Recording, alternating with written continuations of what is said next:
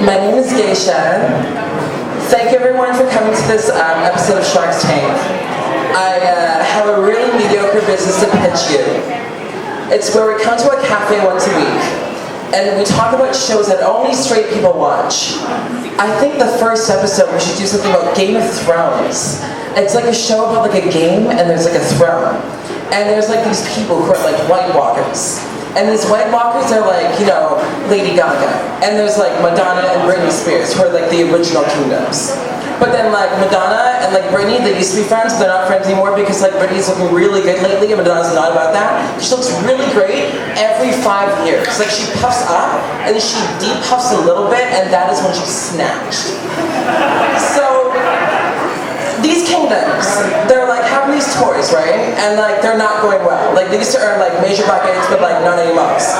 And like Lady Gaga's coming up, and she's looking all like fierce and like cold and silvery and white walkery.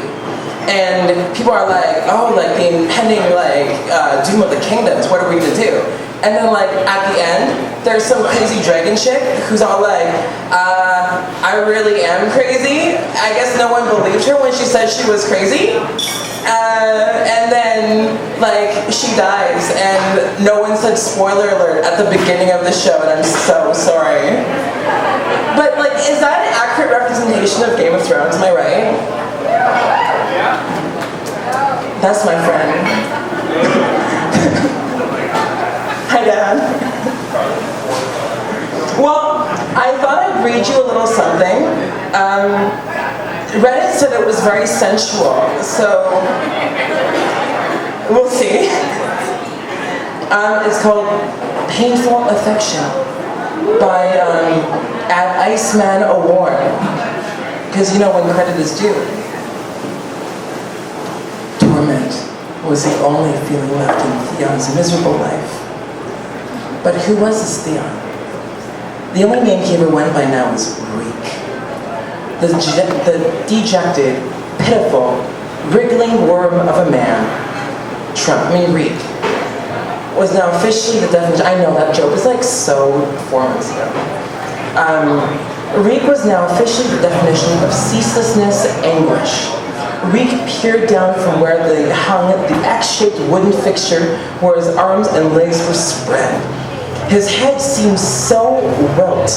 He appeared lifeless and limp by resting his chin on his chest. It had splotches of magenta and violet bruises. All of these deep carvings scattered among his body, constantly oozing syrup like blood. Wow, so this is why I don't like Game of Thrones. Like, eyelash glue and like glitter is just so much better than the oozing pus molecules. Like, I don't know. Clotted scabs. Ramsay made sure to make them deeper every day by running a blade in the same motion with a grin on his face as he edged through Reek's skin. All Reek could do was to blubber and howl in agony. His arms and legs were no help as a jerk. I also don't understand soccer. His arms and legs were no help as they jerked when he struggled to twist free of his restraints, making his wrists and ankles sore from the friction of his dry leather. In this lighting of the chamber, Reek could barely make out the shape of engravings left by Ramsay. What did it matter anyways? It had been at least 6 hours since Ramsay went to do some errands. He even left a goodbye gash right above both his left and right knee using a French club. The precise blow had left 4 deep holes in his flesh from the rusty spikes of blah blah blah, 2 immense bruises, bloody weapon, you got torched, blah blah. Okay. The storm was definitely getting worse. You could hear the rain crashing from outside. It was soothing, just listening to it. Reek listened for every time the thunder roared and every flash of lightning that managed to make its way into the sun. Reek took a deep breath and winced as the cuts among his belly stretched. He then slowly exhaled in the cold, damp atmosphere. Perhaps the gods pitied him enough to give him a sliver of peace. Suddenly, fingers dug into the hairs on the back of his head and forcefully yanked back, causing his neck to bend backwards. Reek's gaze met with Ramsay's. His pale, lead eyes had a fresh, vicious flicker to his gaze. Flashes of light revealed faint splotches of blue among the silvery irises, but there was something else. Something else about this gaze that caught him off guard. What could be behind those beautiful eyes? Wait, beautiful? Reed thought to himself. Did he just admire Ramsay for a second? Reed instantly shook the notion as his eyes averted Ramsay's, darting every which way only to meet Ramsay's every so often. Ramsay's lips curled, revealing his perfect teeth, creating a vicious-looking grin. Don't look so worried now. I was planning on returning you. Were you growing bored without me? I didn't mean to stay away for too long. You know how errands are. One minute you think something might be very important to you, and the next you find yourself finding it utterly small. Kind of like your cock. Oh gosh, it's that kind of night. Okay, cool. I'm not Tommy. I'm not used to reading stuff like this. Maybe I'll say like, Fruscheglasche, like the ice cream from the 70s. Hard, kind of like your Fruscheglasche. Ramsay's voice bounced off the walls and rattled inside Reek's head, causing more aches.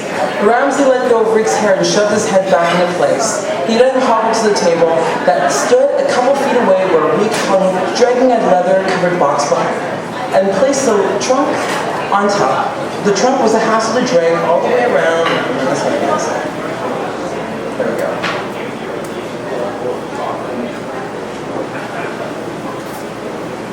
Ramsay lightly wiped off the blood that Reek had spat all over himself. A soft note rumbled in Reek's throat and made Ramsay jump a little. He was used to hearing him making a sound when he was asleep. It was normal sleep noises that Reek usually made, but it surprised Ramsay. Normally Ramsay would not be this close to Reek as he slept. Usually Ramsay would be too busy sharpening his knives or tending to other bolt-in duties. It was strange that, what's a bolt-in? Is that like a kingdom? Does anybody know? It's a family. That's Queen. She's my friend too. She's my friend.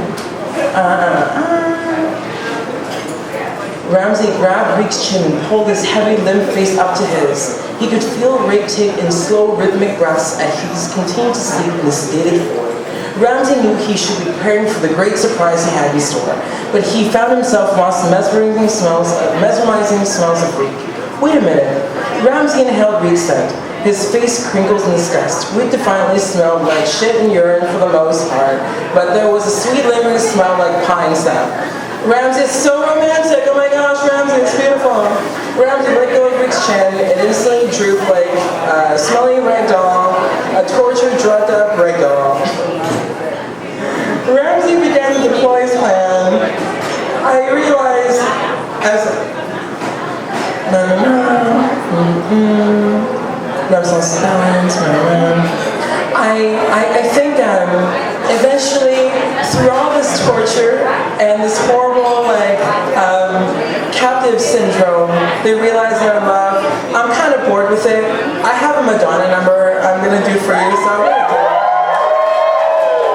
But you know, I just want to say, all in all, guys, you know, love is not a urine-soaked rag. Love is glitter and a down payment on a house that's, you know, in Brazil, because, you know, houses here are way too expensive.